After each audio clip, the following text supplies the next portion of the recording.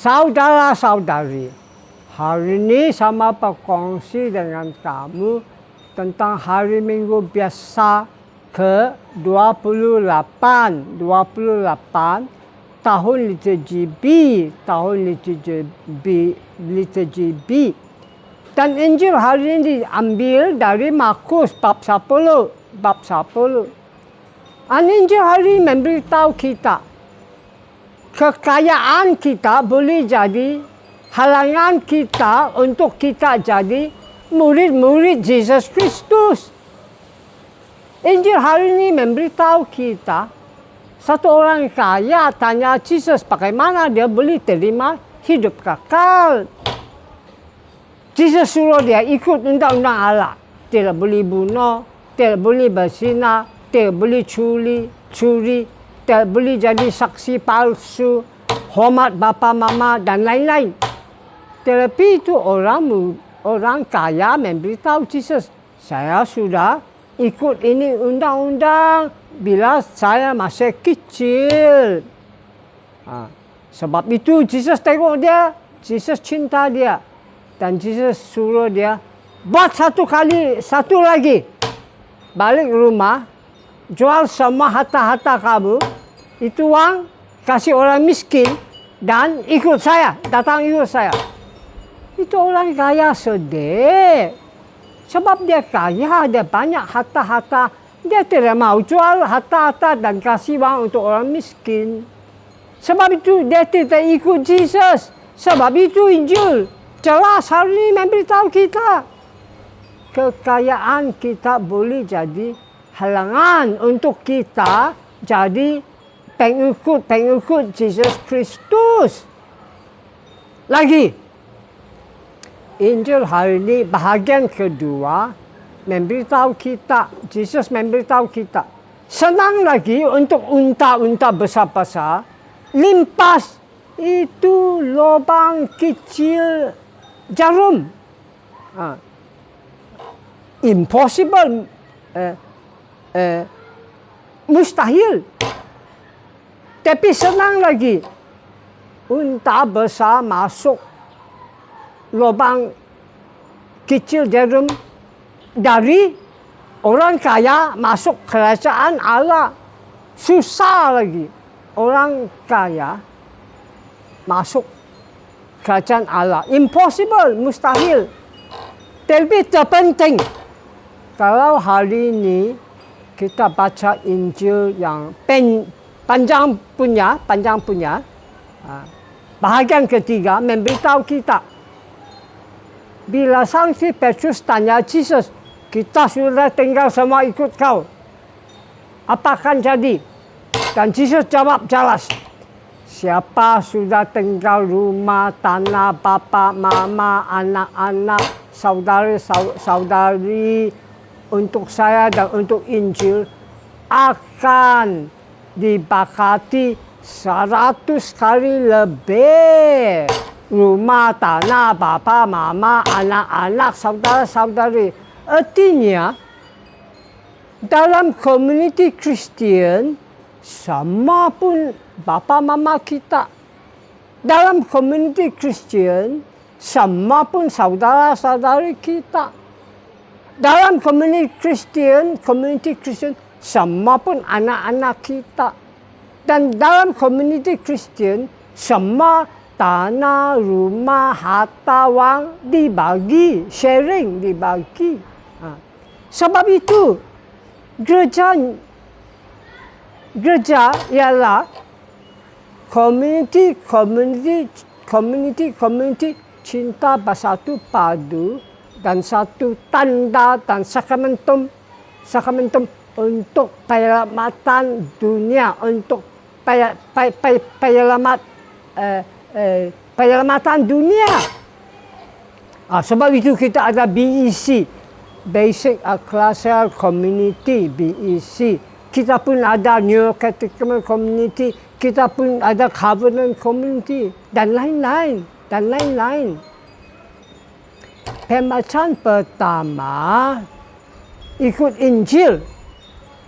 Sebab itu pembacaan pertama panggil kita Sembahyang minta kebijaksanaan. Tidak payah sembahyang untuk lain. Sebab semua lain akan dikasih kamu. Kalau kau sembahyang untuk kebijaksanaan, itu lain semua dikasih untuk kamu. Pembacaan pertama dari buku Kebijaksanaan bab 7. Buku Kebijaksanaan bab 7. Pembacaan pertama itu sembahyang Solomon. Solomon sembahyang, dia minta Allah satu saja, kebijaksanaan. Dia tidak minta lain, dia tidak minta panjang umur, kaya, nama, kuasa dan lain-lain. Tidak. Dia minta Allah satu saja, kebijaksanaan supaya dia tahu kehendak Allah. Dan Allah gembira. Sebab itu Allah kasih dia kebijaksanaan. Dan lebih daripada itu, Allah pun kasih dia kaya, nama, sehat, panjang umur, kuasa dan lain-lain. Dan untuk kita jelas, itu kebijaksanaan itu Yesus Kristus. Sebab itu bila kita ikut Yesus Kristus jadi murid-murid dia, kita pun dapat kebijaksanaan. Dan lebih banyak daripada itu, kita pun dapat sehat, panjang umur, kaya, kuasa, nama dan lain-lain. Dan lain-lain. Sebab itulah macam Solomon, mesti kita sembahyang untuk kebijaksanaan. Dan kita dapat kebijaksanaan dan semua lain pun akan dikasih untuk kita. Dan Mazmur. Mazmur ikut pembacaan pertama. Sebab itu Mazmur pun suruh kita sembahyang minta kebijaksanaan. Minta kebijaksanaan. Mazmur ada 3 bahagian. Bahagian pertama, kita sembahyang minta kebijaksanaan. Bahagian kedua, kita minta cinta dan gembira. Pembacaan kedua, surat untuk Ibrani, Hebrew. Untuk Ibrani, bab 4 memberitahu kita, sabda Allah macam pedang, sword, two-edged sword, pedang. Boleh potong,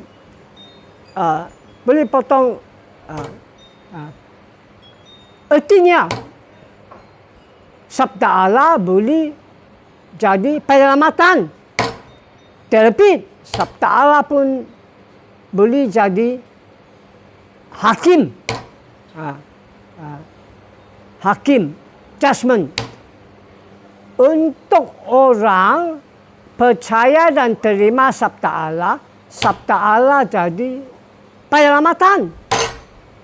Untuk orang yang tolak, tidak terima, tidak percaya sabda Allah jadi hakim, penghakiman. Jadi penghakiman. Jelas apa kita buat sekarang. Belum kita minta Allah apa-apa, mesti terima kasih Allah untuk semua. Terutama terima kasih Allah untuk anaknya Yesus Kristus yang sudah mati bangkit kasih Roh Kudus. Dan kita minta Allah kasih kita Roh Kudus supaya kita boleh jadi murid-murid Yesus.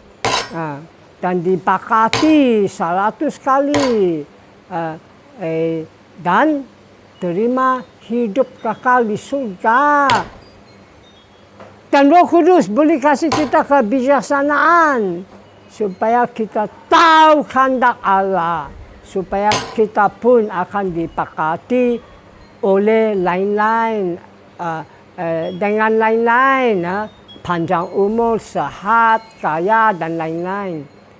Dan Roh Kudus akan tolong kita percaya, terima sabda Allah, dan terima penyelamatan. Dengan kabar gembira ini, saya wish kau a happy and a blessed Sunday and a happy and a blessed week. Amen. Tuhan memberkati kamu.